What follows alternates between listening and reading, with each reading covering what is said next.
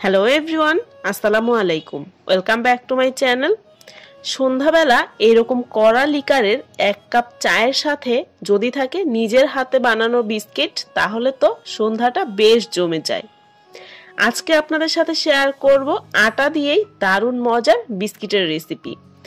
এই বিস্কিটগুলো তুলনামূলক অনেক নরম হয়ে থাকে আর মাত্র 10-15 মিনিটেই কিন্তু এই বিস্কিটগুলো তৈরি করে নেওয়া যায়। চাইলে এভাবেও তৈরি করতে পারবেন, আবার ঝামেলা এড়াতে সরাসরি কিন্তু এরকম হাঁড়ির মধ্যেও এই বিস্কিটগুলো তৈরি করে নেওয়া যায়।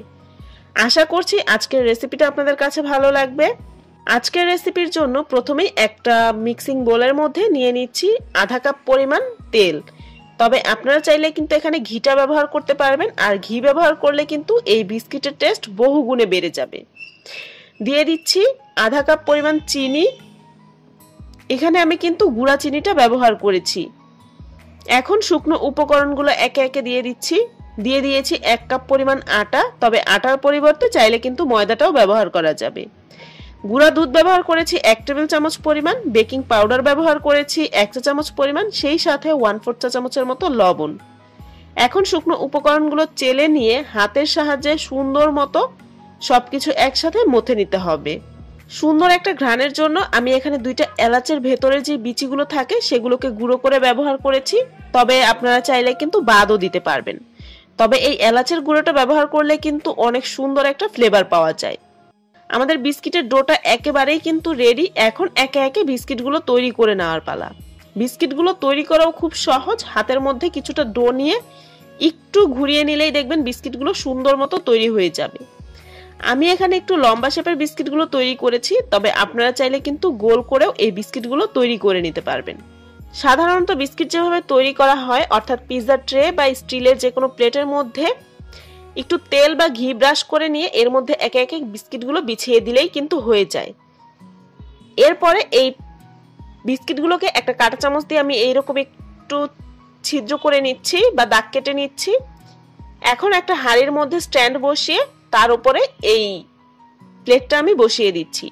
ঢাকনা দিয়ে ঢেকে এটাকে বেক করে নিতে হবে 10 থেকে 15 মিনিটের জন্য। আর ঢাকনায় কোনো ছিদ্র থাকলে কিন্তু অবশ্যই সেটাকে বন্ধ করে দিতে হবে। আবার চাইলে কিন্তু সরাসরি হাঁড়ির মধ্যে তেল ব্রাশ করে নিয়ে একে একে বিস্কিটগুলো বসিয়ে দিতে হবে।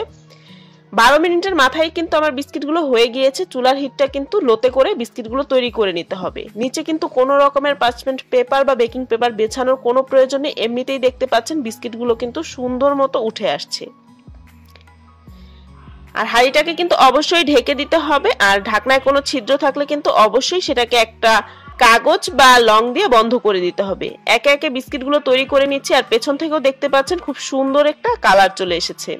আমি পরে অবশ্য সেই প্লেটে মাত্র 3টা বিস্কিট দিয়ে অন্য একটা হাঁড়িতে বেক করে নিয়েছি। সবগুলো বিস্কিটই কিন্তু এই হাঁড়ির মধ্যেই আমি বেক করে নিয়েছি।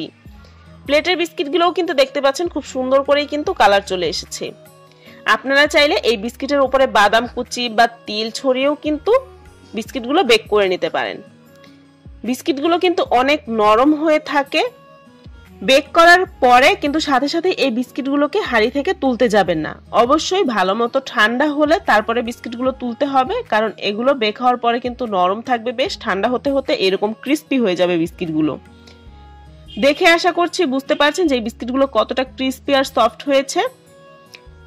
এগুলোকে এখন একটা এয়ারটাইট বক্স বা কন্টেইনারে ভরে কিন্তু অনেক দিন পর্যন্ত আপনারা সংরক্ষণ করতে পারবেন।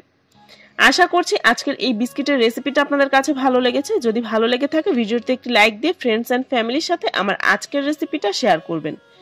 আমার চ্যানেলটা যদি এখনো সাবস্ক্রাইব করে না থাকেন তাহলে প্লিজ আমার চ্যানেলটা সাবস্ক্রাইব করবেন। সবাই খুব বেশি ভালো থাকবেন। আল্লাহ হাফেজ।